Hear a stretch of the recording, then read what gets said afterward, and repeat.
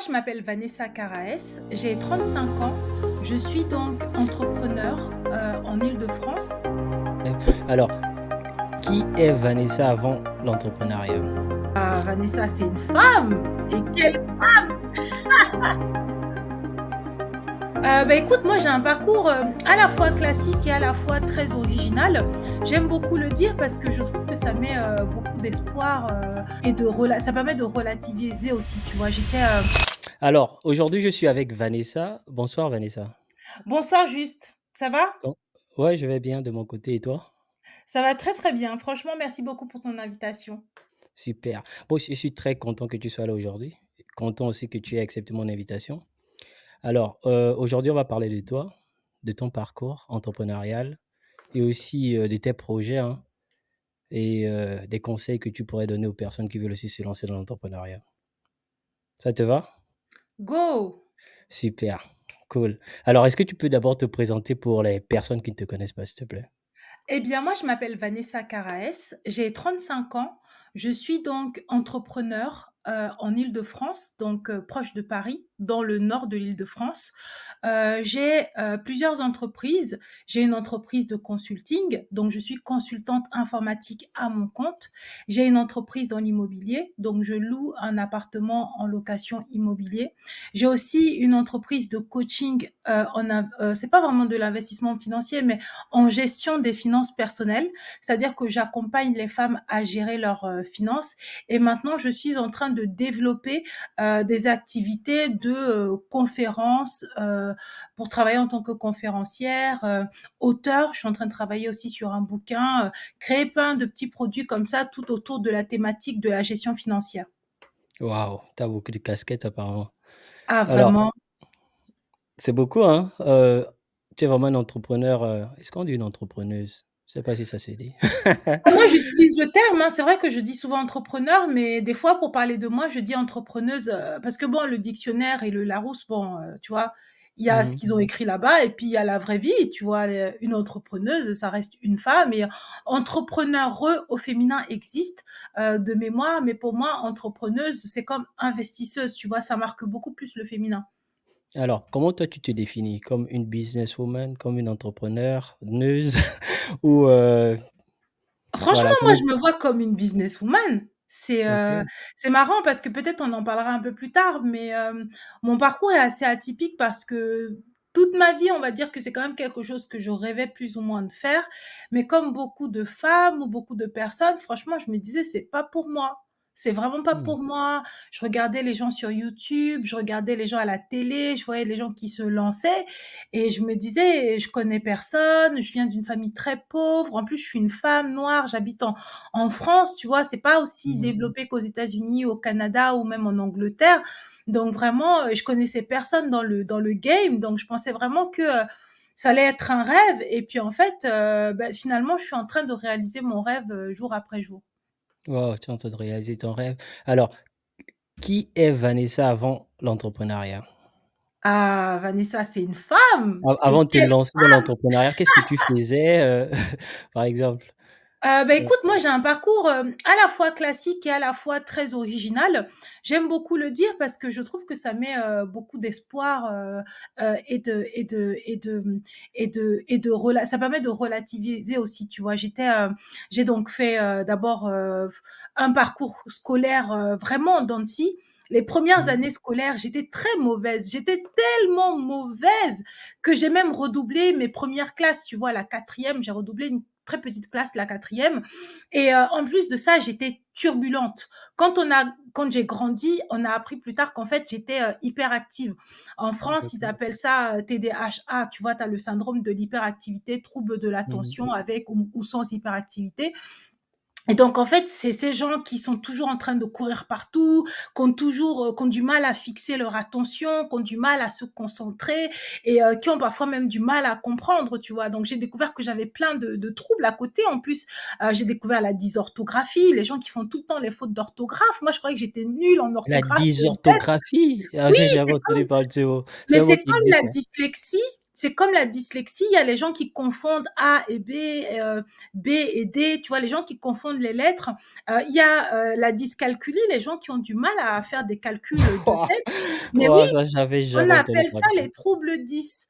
Et bien sûr que dans la communauté afro, on va dire, ah, les maladies des blancs, on connaît, Mhm. que vraiment, mais quand ça te touche, quand ça te concerne, et que en plus tu n'es pas blanc, donc déjà on va Et te comment on dire. fait pour diagnostiquer une telle chose? En fait, des fois, il y a des, je crois que c'est, je sais même pas si c'était pas les orthopédistes ou je sais pas quoi, quel type de Mhm. médecin qui fait ça en France, mais quand tu l'es, tu le sais. Tu vois? Oh, Quand tu ok. l'es, tu le sais, tu le sens, c'est obligé. Moi, par exemple, je suis dysorthographique. Comment je l'ai su?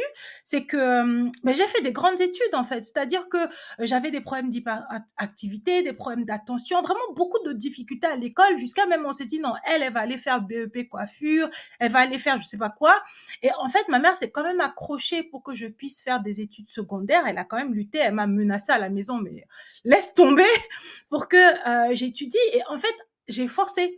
Et c'est en forçant que je me suis rendu compte que bah, déjà, c'était plus difficile. Tu vois, je n'étais pas comme les autres élèves qui captaient vite. J'avais besoin de travailler encore et encore. J'avais du mal à fixer mon attention. Et pour la dysorthographie, c'est que j'ai fait une école préparatoire. Ils appellent ça les classes préparatoires aux grandes écoles. C'est-à-dire Mhm. qu'après, j'ai fait de très belles études. J'ai eu mon bac avec mention. J'ai même raté la mention bien de très peu. J'ai eu la mention assez bien. J'ai fait une classe préparatoire aux grandes écoles de commerce, donc j'ai passé des concours, j'ai intégré une grande école de commerce, j'ai fait un premier master 2. Après j'ai fait un deuxième master 2 en tant que de génie logiciel, je suis devenue ingénieure en informatique. Donc en fait, j'ai réussi à faire des études difficile et compliqué, et maintenant bah, je gère plusieurs entreprises, et en fait à chaque fois j'avais des lacunes, c'est-à-dire que bah, l'orthographe typiquement, comment j'ai su que j'étais dysorthographique, parce que quand tu es en prépa, tu as des cours de culture générale, tu es avec les meilleurs élèves de France en fait. Déjà tu vois que vous avez pas les mêmes problèmes quand toi tu es là en train d'hésiter, est-ce qu'il y a e muet, e accent aigu, e accent grave, en plus la langue française laisse tomber, avec toutes les exceptions qu'ils ont rajoutées là, on dirait c'est pour traumatiser les gens.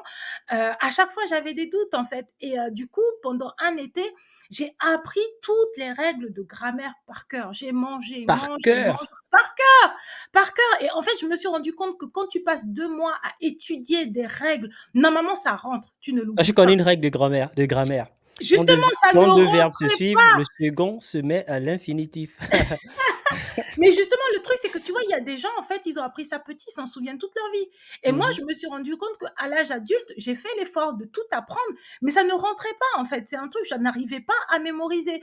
Et en fait, pour être tout à fait transparente avec toi, comme justement, j'étais très travailleuse et que j'ai toujours réussi à compenser mes lacunes, j'ai des lacunes d'un côté et je les compensais par un autre. Par exemple, je donne un exemple tout con de mon lycée. En France, on a le bac de français. Tu vois, à l'écrit, j'ai eu 9. Bah oui, parce que à l'écrit, c'est toujours difficile. Par contre, à l'oral, j'ai eu 16. Tu vois, j'arrêtais pas de compenser comme ça. En économie, par exemple, j'avais eu 18. Tu vois, j'arrêtais pas de compenser comme Moi, à ça les l'oral, je t'aurais donné difficultés. 20 sur 20 hein, parce que tu Oh, t'exprimes très bien, ça c'est sûr. merci. Non, mais c'est parce que en fait, les mots, je les connais. En plus, tu vois, on te dit toujours quand tu as des problèmes comme ça, on te dit lis, faut lire. Sauf que tu vois derrière, il y a une bibliothèque. Et encore, c'est pas la moitié ce n'est que la moitié de ce que j'ai. Les livres audio, je lis énormément. Mon père est libraire, c'est-à-dire que des bouquins autour de moi, j'ai toujours grandi avec ça. Donc en fait, j'arrivais pas à m'expliquer pourquoi, par exemple, ce trouble-là persistait, jusqu'à ce que j'assiste en fait à la conférence d'un des directeurs. Je crois que c'était le directeur des ressources humaines ou un grand directeur d'une grande entreprise, je ne sais plus si c'était L'Oréal ou autre, qui avait le trouble de dysorthographie, justement. Hmm. Lui, il avait fait Sciences Po, et en fait, il en parlait. Et quand il l'expliquait, toutes les difficultés, lui-même, il montrait et tout, les Larousse, les machins qui sont cachés comme ça, là, sous son bureau. Tu sais, je me suis dit, ah, mais c'est ça que j'ai. Et en fait, tu vois, ça m'a fait du bien, parce que des fois, quand tu mets un mot sur une difficulté que tu traverses, ça ne veut pas dire que la difficulté va s'évaporer ou va disparaître. Mais déjà, ça te permet de te connaître mieux et de t'accepter. Et ça m'a pas empêché d'écrire 3 livres cette année. Je prévois même encore 3 d'écrire livres. d'autres. Oui, j'écris des e-books, j'écris des livres sur la fiscalité, j'écris des livres sur la gestion du budget, j'écris beaucoup en fait. J'ai des revues de presse, j'écris des newsletters, j'ai un podcast, j'écris mes articles mes épisodes de podcast, je les scripte. Donc en fait, je me suis rendu compte que ce trouble-là, est un trouble que j'ai, mais cela ne me définit pas. Et je trouve que ça avait encore plus de poids dans mon message envers en fait les personnes qui m'écoutent et qui me comprennent. C'est de se dire que tu peux avoir les difficultés du monde, tu peux avoir un métier peut-être pas très valorisant, peut-être pas très bien payé, parce que moi je suis beaucoup sur la gestion de l'argent, mais cela ne doit pas t'empêcher de vouloir atteindre tes objectifs. Il faut juste te dire que peut-être ça sera plus difficile, peut-être tu vas devoir compenser, peut-être que tu vas devoir, tu vois, esquiver un peu les pots de banane, mais à aucun moment on abandonne, on continue. Waouh, ça c'est super, super, super. Alors, ça fait combien de temps que tu es dans l'entrepreneuriat? Je suis dans l'entrepreneuriat, j'ai fait tellement de choses, j'ai raté tellement de trucs que je ne saurais même pas par quoi commencer. Mais il faut savoir quand même que j'ai 35 ans maintenant. Directement après tes études ou, pendant les études? Oh, pas du tout, non, mais même pendant les études, j'arrivais même pas à avoir confiance en moi. Alors pendant les OK. études, lancer une entreprise, pas du tout, c'était pas du tout à l'ordre du jour. Non, je me suis lancée, j'ai créé ma première entreprise à l'époque, c'était auto-entrepreneur. Je devais avoir 28 ans. Tu vois, j'avais créé une entreprise, c'était pour la création de sites internet. Et comme Mmh. ben, j'avais pas trop confiance en moi, j'avais pas osé aller démarcher des clients. Alors que maintenant, avec le recul, c'est une entreprise qui aurait cartonné, tu vois, avec les réseaux sociaux, créer les sites internet. WordPress n'était pas développé comme maintenant. On avait encore plus besoin de gens pour vulgariser ça. Mais j'avais créé l'entreprise, j'avais déjà commencé un peu les réseaux sociaux, mais j'avais honte, je me cachais, je voulais pas forcément me montrer. Donc en fait, j'ai créé mon premier business comme ça et ça n'a pas spécialement marché. Après, j'ai créé une chaîne YouTube. À l'époque, c'était sur le make-up. J'aimais bien le make-up. Je croyais que je savais trop bien me maquiller. Donc je me suis dit, Et tu allez, te je vais maquilles très lancer bien. ça. Ah, ah, merci. Non, mais pas de le niveau qu'elles ont là. Laisse tomber, c'est mieux que je continue de parler d'argent. C'est beaucoup OK. plus sécure pour moi. Mais typiquement, tu vois, j'avais créé une chaîne de YouTube comme ça et j'avais fait une vidéo sur les produits pour cheveux. La vidéo, elle avait percé, elle avait fait 100 millions de vues. Et une fois de plus, tu vois, mes problèmes de confiance en moi m'ont rattrapé parce que j'ai fermé ma chaîne YouTube juste après. Et c'est là que je me suis dit, non, les réseaux sociaux, c'est pas pour moi. J'avais même pas eu de haters, c'est-à-dire que à l'heure actuelle où les gens sont vraiment fâchés sur Internet, t'imagines, je sais pas comment j'aurais pu tenir le coup, mais voilà, mes débuts ont été comme ça, un peu en tâtonnant, un peu sur les réseaux sociaux, un peu avec l'administratif. Et puis après, finalement, j'ai laissé tomber.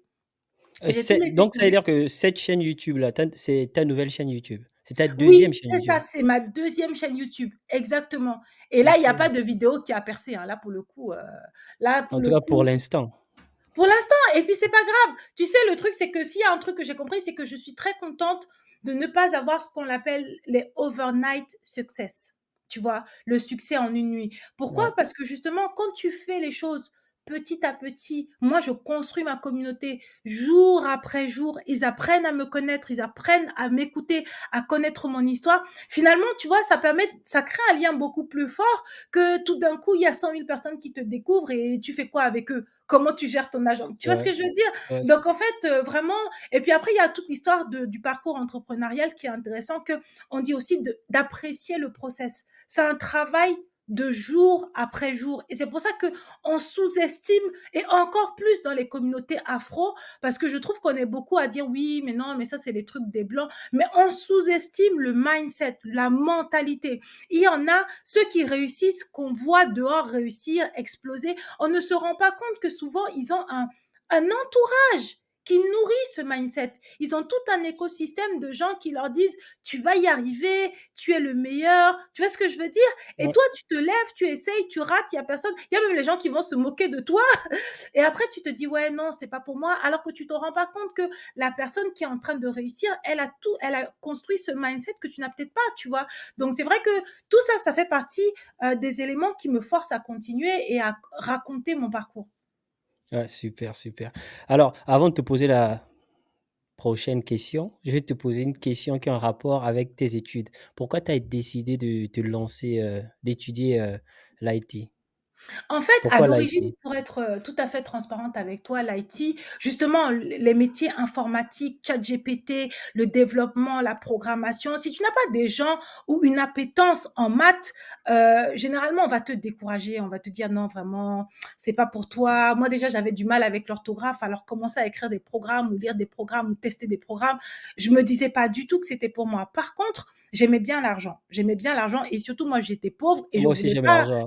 ah non, mais Je tout le connais monde pas aime quelqu'un qui l'argent. aime pas l'argent.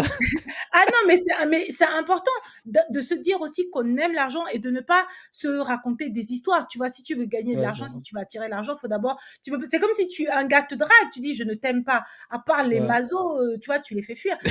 Si tu vas attirer quelqu'un, il faut quand même, tu vois, avoir un Ouais. discours positif vis-à-vis du truc. Donc, j'aimais beaucoup l'argent et à l'origine, moi, pour moi, j'étais banquière. Je me voyais vraiment aider les gens à gérer leur argent, à construire un patrimoine familial. C'était vraiment ça mon truc à moi. Et donc, en fait, j'ai travaillé, donc j'ai fait un master en finance. J'ai travaillé donc en tant que banquière dans une grande banque à Paris. Et Alors ça veut dire ça, que ton premier master, c'est master en finance et ton second, c'est l'IT. Tu as 2 oui, masters alors? c'est ça. OK, OK, là je Après, comprends le mieux. deuxième, c'est un équivalent master. C'est pas exactement un master, mais c'est un équivalent master avec des matières spécialisées en informatique, des Mmh. programmes spécialisés, tu vois, des langages même plus spécialement. Il y a du Java, mais bon, bref, on va pas rentrer dans la technique. Et Mmh mh. donc, en fait, moi, j'étais juste à l'origine un master en finance, une prépa HEC. Je travaille en tant que banquière. Après, je fais ma carrière et ça s'arrête là. Et en fait, je suis tombée amoureuse. Et ça, c'est aussi l'histoire de beaucoup de femmes. Tu vois, je suis tombée amoureuse d'un garçon qui me plaisait. Vraiment, il était gentil.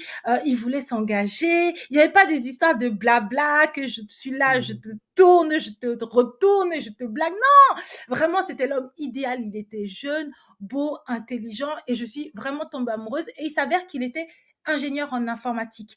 Et après, parce que vraiment, moi, j'avais déjà les yeux qui brillaient, il me plaisait tel qu'il était, j'ai Mmh mh. découvert qu'en plus de ça, il était riche. Ah non, Oh! c'était la cerise sur le Jackpot, gâteau. jackpot. C'était le vrai jackpot. Vraiment, non, non, il gagnait extrêmement bien sa vie en tant qu'ingénieur en informatique. Et en fait, c'est vraiment comme ça que moi-même, je suis tombée dans l'informatique parce que c'est Confucius qui l'a dit, tu es la moyenne des 5 personnes que tu Que tu fréquentes. fréquentes, Ben oui, exactement. donc le jour où j'ai commencé à fréquenter un ingénieur en informatique et qu'on a commencé à vivre ensemble, ben, il a commencé à me parler de son boulot, il a commencé à me parler de ses études, il a commencé à me parler de son quotidien et je comparais, je me disais, mais là-bas, là, c'est chic. Moi, je suis là, je souffre, on me fatigue. Il n'y a même pas beaucoup, beaucoup d'argent dans ce métier. Les clients, ils sont jamais contents, ils crient et tout. Je dis, ah, vraiment? Ah, si je pouvais me reconvertir et changer de voie. Mais j'avais déjà 28 ans et puis la filière qu'il faisait, c'était quand même une filière qui me semblait compliquée et qui me plaisait pas beaucoup.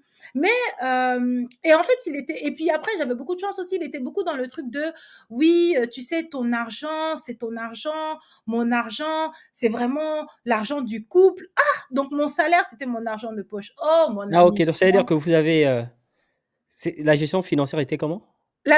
Au début, hein, parce qu'après ça a OK, évolué et après ça a même OK. mal tourné. Ça a très mal fini cette histoire. Mais au début, c'était magnifique. Il disait: «Oui, ton argent, c'est ton argent de poche. Moi, Mmh je vais mh. gérer le foyer, je vais gérer le couple et tout». Mmh. Et comme il gagnait extrêmement bien sa vie, en tout cas bien mieux que moi et en plus moi j'avais des problèmes de dette, je savais pas gérer l'argent. Enfin vraiment c'était la galère. J'étais assez jeune, je venais de finir mes études et j'avais pas eu d'éducation financière, tu vois? Mmh Et mh. donc en fait, du coup, bah, comme il gagnait bien sa vie, qu'il gérait l'argent du couple, petit à petit, j'avais un petit peu d'argent et en plus, j'apprenais aussi à gérer mon argent. Et c'est là que je me suis découvert une passion pour les réseaux sociaux. Et comme lui, il était dans l'informatique, il m'aidait un peu. C'est là que je me suis rendu compte que ben, j'aimais bien triturer un peu le code, changer les couleurs, modifier les petits trucs, rendre ça rose. J'aime beaucoup le rose, donc je mettais du rose partout. Et en fait, petit à petit, en rentrant un petit peu dans la technique, aidé par mon ex-compagnon de l'époque, je me suis rendu compte que c'était un métier, il y avait un métier derrière, il y avait le métier de développeur qui était un métier très, très, très recherché. Et donc, en fait, petit à petit, j'ai commencé à me dire dans ma tête, mais attends, la finance, ça paye pas trop, développeur, ça a l'air de mieux payer, en plus, ils ont l'air de rechercher trop de gens là-bas, pourquoi je me barrerais pas et je changerais, en fait. Et donc, en Mmh. fait, c'est comme ça que j'ai d'abord basculé. Donc, j'ai quitté mon métier, j'ai démissionné. Et combien, tu parlais de formation, je me suis formée. Et ça, c'est vraiment quelque chose qui est important aussi de dire, c'est de dire aux gens, formez-vous. Tu vois, j'aimais bien mettre le rose, le rouge, le bleu, le vert, tout ça, mais c'est un métier. Donc, en fait, du coup, j'ai investi 3 000 € dans une formation. Et à l'origine, j'avais repassé, donc la formation était diplômante. J'avais déjà un bac plus 2, hein, prépa HEC, ça te donne l'équivalence d'un bac plus 2. J'ai repassé un bac plus 2, un BTS de développeur à l'époque. Et en fait, après, j'ai même commencé à travailler jusqu'après on m'a appelé, on m'a dit, oui, mais vous savez, vous avez déjà un bac plus 2, vous avez l'air d'avoir un projet qui est assez construit, vous avez déjà une carrière carrière qui était correcte, tout ça, tout ça. Si vous voulez, on vous paye une formation et en plus, ça vous donne un niveau master. Moi qui aime beaucoup l'école, en plus, c'était payé. J'ai dit, go, YOLO, j'arrive. Et donc, en fait, c'est comme ça que je suis partie et j'ai eu donc une formation niveau master et j'avais un boulot dans la foulée. Et c'est là que ça a commencé à se gâter dans mon couple parce que tant que je gagnais un tout petit peu Moi, d'argent, OK. que ce petit peu d'argent là, c'était de l'argent de poche, bon, il n'y avait pas de problème. Mais là, je commençais à changer de terrain, on commençait à changer de game, tu vois. Donc, moi, dans l'absolu, j'avais pas spécialement de problème à faire du 50-50. J'étais obsédée par l'entrepreneuriat qui commençait à être possible. En plus de ça, je commençais à rencontrer, là, j'avais mis un pied dans l'informatique, j'avais commencé en fait à prendre un peu confiance en moi, aller voir des gens, je commençais à rencontrer de plus en plus d'entrepreneurs et je me disais, ah, c'est possible, il y a des trucs que je peux faire. Et donc, en fait, bah, ça devenait compliqué à la maison parce que bah, mon ex, lui, il avait signé pour une banquière à la maison, qui cuisine le foufou avec le poulet braisé. Et là, il se retrouve avec quelqu'un qui sautillait la nuit, l'entrepreneuriat par là, le développement par-ci, les masterclass à gauche. Il n'en pouvait plus. Il disait, mais qu'est-ce que j'ai mis à la maison? Donc, en fait, ça faisait beaucoup, beaucoup de conflits. Et moi, je comprenais pas, tu vois. Je me disais, mais pourquoi est-ce qu'on peut pas avoir les deux? Mais ça voulait dire aussi, bah, lui, ben, travailler plus à la maison, m'aider, faire le ménage, bref, ça faisait plein de problèmes, jusqu'à ce que bah, trop d'entrepreneuriat, femme ingérable, ben, il m'a mis dehors. Il m'a vraiment mis dehors. Il m'avait dit, ouais, prends tes affaires dehors. Et là, ça a été le tournant. Ça a été vraiment le gros tournant parce que j'avais déjà acheté des appartements, j'avais déjà commencé à faire des petits trucs. Mais là, justement, quand tu as déjà un master, un deuxième master, tu étais banquière, tu deviens ingénieur en informatique et tu te retrouves à la rue, tu te dis, mais qu'est-ce qui n'a pas marché? Qu'est-ce que j'ai raté dans mon calcul? Comment est-ce que je peux me retrouver si mes parents n'étaient pas venus me récupérer là, à dormir à nouveau sur le canapé, mais j'étais limite à la rue, tu vois? Je me dis, mais comment ça se fait que je ne me suis pas protégée en fait? Certes, j'étais amoureuse, certes, j'étais fiancée, on devait se marier, mais comment ça se fait qu'en tant que femme, on peut me jeter comme ça, me mettre à la rue, je suis vulnérable à un tel point, tu vois? Et c'est là que je me suis dit, il y a quelque chose à faire, il y a quelque chose à, à construire, tu vois, à créer là-dessus. Je m'étais pas encore dit que c'était un business à l'époque. J'étais en train d'essayer de survivre dans la galère de la pauvreté. Là, j'étais à nouveau devenue broke. Et donc, du coup, j'ai ben, vécu dans une colocation. J'étais à nouveau en galère financière, alors que j'étais déjà propriétaire. Mais mon appartement était loué. Et tu sais, en France, les locations, la loi est Mais très comment stricte. ça, tu étais en galère financière puisque tu avais déjà commencé d'autres activités qui te Oui, mais rapportaient tu quand sais, même de l'argent? je recommençais un métier. J'étais OK. développeuse junior. Déjà, j'avais pas fait mes preuves. En plus, en France, il y a la période d'essai. J'étais en période d'essai. Je pouvais même pas louer un appartement. C'est-à-dire qu'en France, tu dois être en CDI, période validée, surtout en Île-de-France, là, dans nos coins, là, c'est compliqué.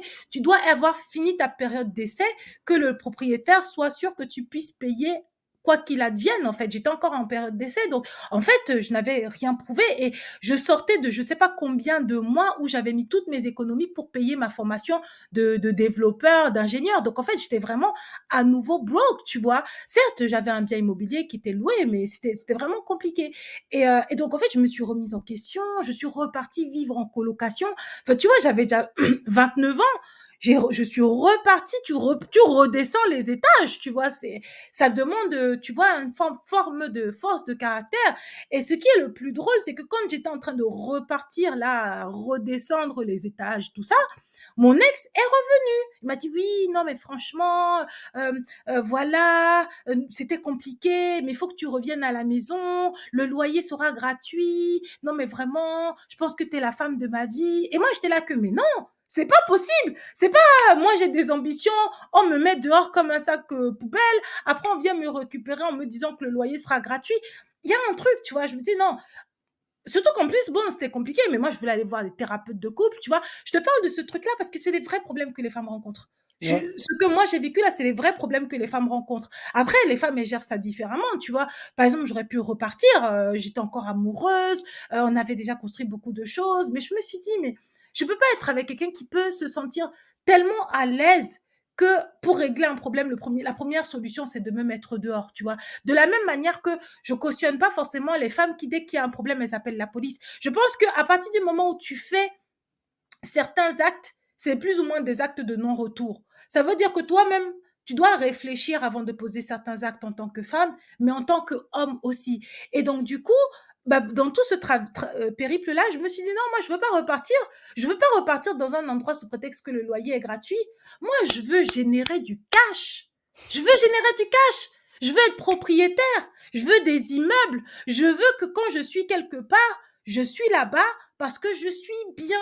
Pas Et parce que c'était c'est ça le gratuit. déclic pour C'était toi? ça le déclic, c'était vraiment toute cette épreuve-là. Mais à l'origine, ce n'était toujours pas un business. C'était pour moi seule, tu vois, m'en sortir. Parce qu'après, il y a les réseaux sociaux, créer tout ça, ça c'est vraiment venu après. Et donc, en fait, c'est comme ça que j'ai économisé de l'argent, j'ai commencé à faire plein d'autres boulots et pas d'entrepreneuriat, parce que l'entrepreneuriat, on ne dit pas que le plus dur dans l'entrepreneuriat, c'est trouver des clients. C'est plus facile de multiplier, de trouver des employeurs. C'est plus facile de trouver des employeurs. Tu vas faire une tâche pour eux et ils vont te donner de l'argent. Donc moi, c'est d'abord par ça que j'ai commencé, après ma traversée du désert, là, par faire plein de boulots, économiser sous après sous, euro après euro. Et c'est comme ça que j'ai acheté mon deuxième appartement. Et quand j'ai acheté donc mon deuxième appartement, le premier était déjà loué, le deuxième, là, bah, du coup, je vivais dedans, je faisais même de la colocation. Et là, je me suis dit, ah ouais, cool, c'est bien, maintenant je suis un peu sereine, je vais pouvoir réfléchir. Et à l'époque, je n'étais même pas consultante indépendante, j'étais juste consultante salariée. Et petit à petit, j'avais mes compétences en tant qu'ex-banquière, je connaissais mieux gérer mon argent, tout ce que j'avais vécu m'avait aidé en fait à bien gérer mon argent. Et c'est là que j'ai commencé à donner des petits conseils à gauche et à droite. Madame, fais comme ci, ça aussi, monsieur, tu peux faire comme ça, le budget, ça se gère comme ci, comme ça. Des tout petits conseils, tu vois, liés à mon expérience de banquière. Et ça a commencé à prendre en fait. Les gens ont commencé à rigoler parce que moi, je te parle d'argent, mais en même temps, je danse un peu, mais en même temps, je te parle de fiscalité, et en même temps, je te fais encore des petits péroulés de danse. Et Bref, tu tu vois, faisais ça sur les réseaux sociaux ou pas? à l'époque, j'ai commencé sur Clubhouse, et en fait, après, je suis arrivée sur Instagram. Mmh. Et donc sur Instagram, pour arriver sur Instagram, j'avais toujours pas beaucoup confiance en moi. Donc j'étais juste sur des petits réseaux sociaux jusqu'à ce qu'une nana est venue me voir et elle m'a dit: «Ouais, franchement, tu as du talent, franchement, j'aime bien ta personnalité, j'aime bien ton énergie. Viens, on crée un business ensemble». Et une fois de plus, c'était à nouveau un business. Je m'étais pas du tout méfiée. Je suis partie la fleur au fusil. Et en fait, ça s'est pas du tout bien passé. L'association, ça a été une autre expérience. C'est-à-dire que tu peux être compétente. Tu peux savoir gérer ton argent. Mais si tu ne gères pas ton mindset, si tu ne sais pas te protéger, si tu ne sais pas te mettre en avant first, si tu ne sais pas stand up for yourself, c'est-à-dire te battre pour protéger tes intérêts, eh ben, tu te retrouves toujours plumé et plumé. C'est pour ça que après cette association, j'ai quasiment tout perdu. J'ai tous les trucs qui avaient été créés, tous les petits clients même qu'on avait pris, qu'on avait créé là, la personne elle est partie avec. Et je me suis dit, mais c'est pas possible, encore, Waouh! Comme ça là. encore. Non, mais c'est pas Waouh! possible. Et en fait, franchement, ça a été une excellente Est-ce que tu te leçon. rappelles combien tu avais investi dans tout ça? Est-ce que vous avez créé quelque chose de concret, une entreprise ou Non, c'était on genre, avait, bah non, non, non, non, OK. non. Si on avait créé une entreprise, et encore heureusement qu'on l'a pas fait, ça se serait terminé dans les tribunaux. Et Mmh mh, non, non, on mmh. n'avait pas. Mais si, si, il y avait quand même déjà de l'argent. J'avais dû mettre 2 000 ou 3 000 € dans ce truc-là. Parce qu'on ne le Waouh! dit pas assez. Tu sais, le business des réseaux sociaux, ça coûte cher. Ton Ouais, micro, là, tu le payes. Les exactement. abonnements, les montages, ça coûte cher. C'est pas maintenant tu te lèves, tu as 0 € et tu te lances, tu crées une chaîne YouTube et ça cartonne. Non, non, non. Ça coûte super cher. Même avoir un site internet, tu dois payer l'hébergement, tu dois parfois payer les développeurs, les spécialistes SEO, enfin, envoyer des emails. Tu dois payer beaucoup, beaucoup, beaucoup, beaucoup de choses avant même que souvent tu arrives à trouver ton premier client. Donc, non, non, on avait déjà investi un peu d'argent, mais on n'avait pas investi beaucoup. Mais ça a suffi quand même pour me donner confiance en moi, pour me dire que j'étais capable. Pourquoi est-ce que j'avais toujours besoin qu'on vienne me chercher, qu'on vienne me donner ci, me... Non, non, je suis capable de faire des choses bien. Et c'est comme ça que bah, cette année, je me suis lancée, mais 100% à mon compte. Du coup, j'ai créé mes statuts de société, j'avais quitté le CDI, je vendais mes prestations en tant que consultante. Après, j'ai aussi lancé mon activité de coaching. Je me suis développée sur différents des réseaux sociaux. Toi, tu m'as découvert sur TikTok, mais je suis aussi sur Instagram. Je démarre timidement sur YouTube. Il y a aussi une page Facebook. Enfin, tu vois, je crée aussi du contenu sur LinkedIn. Je me suis dit non, cette fois-ci, après tout ce que tu as vécu là, tu es extrêmement légitime pour expliquer aux femmes comment se protéger. Et pas juste se protéger sur soi-même, j'évite la galère. Tu peux aussi apprendre à gérer ton argent, à te protéger en couple, toi et ton conjoint. Parce qu'après, il y a eu des gens qui sont venus m'attraper là que oui, vraiment, les gens vont divorcer à cause de toi. Non, vous pouvez très bien gérer l'argent en couple. Monsieur est protégé, madame est protégée et ça se passe bien, tu vois. Plutôt que les gens qui, on s'aime, personne ne calcule rien. Et puis quand ça se termine, c'est la galère, les gens ils font des coups On ne bas. se marie Non, plus non. par hasard. Oui, oui, non, mais après ça même c'est encore un autre. C'est un autre débat là. OK, Non, non, mais c'est super. intéressant. Après, Mmh. non, c'est pas, moi je suis d'accord. De nos jours là, tu dois, en fait, c'est même ce que j'essaye de dire aux femmes, c'est que tout doit être fait avec conscience. Si tu ne décides pas des choses, c'est la vie qui va décider pour toi, c'est les autres qui vont décider pour toi, et tu peux te retrouver dans un chemin qui ne te convient pas en fait. Mmh. Ouais, tu as raison. Il faut, se fixer des objectifs pour pouvoir mieux avancer. Sinon, c'est comme je dis souvent: «Tu ne peux pas prendre un bus sans savoir où le bus va». Si tu prends le bus sans savoir la destination du bus, eh ben, le bus va t'emmener n'importe où et tu vas devoir accepter la destination de ce bus-là. Mais par contre, si toi tu décides, de prendre un bus et tu t'es déjà fixé l'objectif, la destination, eh ben, tu vas pas prendre le bus par hasard. Tu iras exactement où tu veux aller. C'est la même chose avec les objectifs. Quand je me fixe les objectifs, je sais où je vais et je travaille pour atteindre ces objectifs-là. Donc je ne prends pas n'importe quel bus en quelque sorte. Alors On est complètement d'accord et ça c'est pareil, on ne nous l'explique pas assez. Fixe-toi, apprendre à se fixer des objectifs. C'est marrant parce que en plus, les derniers épisodes de podcast, là, je crois que cette semaine, j'ai dû faire un truc sur les bilans, le bilan financier. Et mmh la semaine prochaine, il y a sur comment se fixer des objectifs.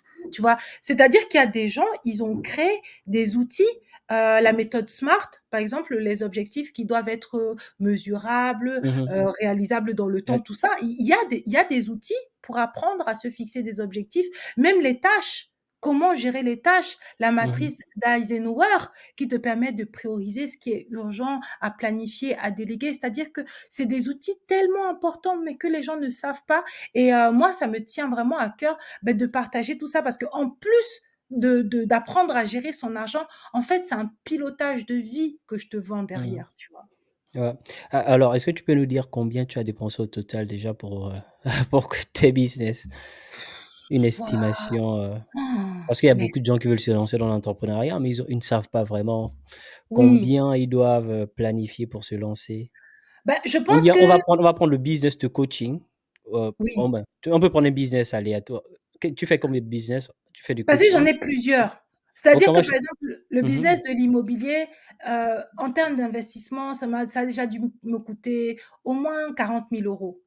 Tu comptes l'apport pour acheter les appartements, les travaux, tout ça. Mais après, tu as aussi des retours sur investissement, tu as les revenus, tout ça, tu vois. Mais rien que le business sur l'immobilier, ça m'a mh. coûté cher de me lancer dessus.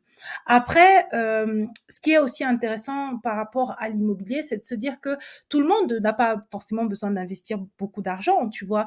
En France, avant, maintenant, c'est un peu compliqué avec la hausse des taux. Il y a ce qu'on appelle le financement à 110%, qui fait que la banque te finance tout. Tu vois, donc du coup, en termes d'investissement, à la limite, c'est pas grand-chose. Mais quand moi je te parle d'investissement, je parle d'argent, souvent déjà d'argent mis au départ dans l'apport, mais tu as aussi les travaux, tu as aussi les réparations multiples, tu as aussi les frais de voiture, tout ça, tout ça. Donc franchement, rien que l'immobilier, ça m'a coûté à peu près en termes d'investissement 40 000 euros lissés. Tu vois, par contre, le tout premier achat à l'origine, j'avais mis 0 € au début. Après, j'ai mis 2 000 € pour Et c'est un peu le mobilier. comment tu as fait pour mettre 0 € dans un achat C'est ce immobilier? que je te dis, c'est le financement à 110%. Ah C'est-à-dire que OK. le tout premier, moi, j'avais de l'apport à l'époque, hein, j'avais 15 000 €, j'ai mis 15 000 € sur la table et la banque m'a dit: «Non, mais gardez votre argent, gardez vos 15 000 €, on va vous financer à 110%». Finalement, cet argent-là, je l'ai investi pour pouvoir payer les meubles, pour pouvoir payer les petits travaux. J'ai refait la petite cuisine, patati patata. Après, tu vois, ça monte. Tu vois, le deuxième appartement, là, alors c'est même lui là qui m'a vraiment pris beaucoup, beaucoup, beaucoup d'argent. Les travaux, les vis cachés, les frais de notaire, tout ça, ça m'a coûté beaucoup. Donc, Du coup, tu vois, l'immobilier, on peut te dire que si tu as de la chance et que tu bénéficies des 115 du financement à 110%, ça peut te coûter 0 €. Par contre, il faut quand même avoir de l'argent. Parce que ce n'est pas des revenus passifs, contrairement à ce qu'on croit. Il y a souvent des problèmes dans l'immobilier. Il faut toujours venir réparer. Donc, si tu n'as pas d'argent là, tu peux être très vite mort dans le film. Tu vois, Ouais. ça va très, très vite. Donc après, le business de freelance en consulting, ça m'avait Mhm. coûté 3 000 € d'investissement pour la formation. Donc j'ai payé une formation qui m'avait coûté 3 000 €. Plus après, bah, les heures en temps, se former, tout ça, tout ça. Et après, et donc après, j'ai eu un retour sur investissement. C'est ça qui est intéressant, c'est qu'à chaque fois que j'ai mis de l'argent, moi, j'ai récupéré mon oseille très, très, très vite, tu vois. Mais Parce que comment tu fais pour la... Vas-y. bah, parce que en fait, pour moi, c'est ça aussi, il y a des gens, ils vont payer des formations, vont payer des trucs et en fait, ils vont pas capitaliser. Ben non, en fait, moi, j'ai payé une formation de développeur, boum, je suis allée chercher du travail en tant que développeuse. Tu vois, dès que tu payes un truc, tu apprends une petite compétence, boum, tu vas la vendre en fait. Il ne s'agit pas de prendre une compétence et puis tu la restes à la maison comme ça, non. Après, sur les réseaux sociaux, développer ton activité de coaching, je pense que c'est même l'activité qui peut te coûter le moins cher si tu as du temps. Il faut avoir beaucoup de temps. C'est l'activité qui peut te coûter le moins cher en investissement. Tu vas quand même avoir payé les Canva, tout ça, le micro, tout ça. Mais bon, avec 1 000 € maximum, tu peux t'en sortir. Instagram, c'est gratuit. Tu vois, tu crées ta chaîne et puis tu crées ton contenu. Bon, si tu crées du bon contenu, tu arrives à attirer tes premiers clients et à Mhm. vendre. Bah, c'est jackpot, tu vois. Mais faut dire la vérité, le game des réseaux sociaux commence quand même à se professionnaliser. Les community managers sont en place. Toi, tu fais ta photo, c'est un peu joli, mais pas trop. La go, elle vient, elle fait sa photo, ça pique de partout. C'est comme les Ouais. vidéos. Toi, tu viens, bon, voilà, tu te bats un peu avec Premiere Pro, puis ça sort. Et les montages, les monteurs, ils arrivent, ils mettent des flammes, l'eau, les trucs, tu Mhm. vois. Et du coup, c'est plus difficile d'avoir de l'audience si tu t'es pas formé. Mais en moyenne, pour les réseaux sociaux, là, sur mon activité de consulting, elle est même déficitaire pour l'instant parce que je ne vends pas assez. C'est une activité que j'ai envie de développer plus. J'ai dû mettre au moins 10 000 €. Quand je te parle entre les coaching business, les mastermind, les bootcamps, le WordPress, le micro là que j'utilise, le MacBook Pro, les green light, ah, faut avoir Il y a l'argent. beaucoup, hein. Ben Ouais, bien il faut sûr, beaucoup ça. investir. Après, moi, j'aime bien aussi avoir du bon matériel pour me sentir à l'aise, tu vois. Mais t'es pas obligé d'aller aussi loin que moi. Mais après, le fait d'avoir aussi mis beaucoup d'argent, ça me permet d'aller aussi très vite. Tu vois, parce que les réseaux sociaux, c'est un autre game. Il faut vraiment bien comprendre. Moi, je suis devenue informaticienne, mais les réseaux sociaux, c'est même encore un autre monde. Maintenant, avec toutes les compétences que j'apprends, je me disais même que si j'ai envie de lancer mon activité de community manager là, je peux trouver du travail. Tu vois, je peux même Mhm. encore me reconvertir. Ouais, Parce c'est que vrai. même ChatGPT, j'ai payé une formation pour apprendre à faire bien les bons prompts. Parce que tout le monde se dit oui, bonjour ChatGPT. Non, non, non. Faire les bonnes requêtes avec les bons prompts, ça, c'est encore une autre compétence, tu vois. Wow. Ok. Alors, on suppose que moi, je n'ai aucune connaissance de l'entrepreneuriat. Je vais me lancer dans l'entrepreneuriat. Alors, dans quoi tu me recommandes de me lancer Bah, moi, je peux par pas rapport à dire ton dans quoi, expérience? parce que on peut tout faire. Moi, je suis entre money coach, donc je me suis basée finalement sur mes compétences Mhm. professionnelles. Moi, je conseille pas toujours de ne faire que sa passion, parce que des fois, il y a des passions, bon, voilà, vraiment, est-ce que c'est une vraie passion? Est-ce que c'est une petite passion? Bon, c'est de se lancer dans quelque chose qui t'intéresse suffisamment, que tu aimes suffisamment fort pour que, en fait, ça puisse devenir une obsession. C'est Mhm. ça, en fait. C'est ça. Wow. Parce que l'entrepreneuriat, c'est du full-time job. La nuit, tu rêves à tes projets. Le matin, tu rêves à tes projets. Tu penses à tes projets tout le temps, en fait, tu vois. Donc, c'est vraiment de conseiller de se lancer dans une activité que tu aimes suffisamment fort pour pouvoir faire ça, y penser tout le temps, vouloir donner un maximum et ne jamais vouloir s'arrêter, en fait. Wow. Ok, avant de conclure, est-ce que tu peux nous dire comment on fait pour te contacter? Le nom de tes Ah, ben réseaux moi, il sociaux? suffit tu tapes Vanessa et Monet. Normalement, tu me trouves. Donc c'est Vanessa Monet Mindset.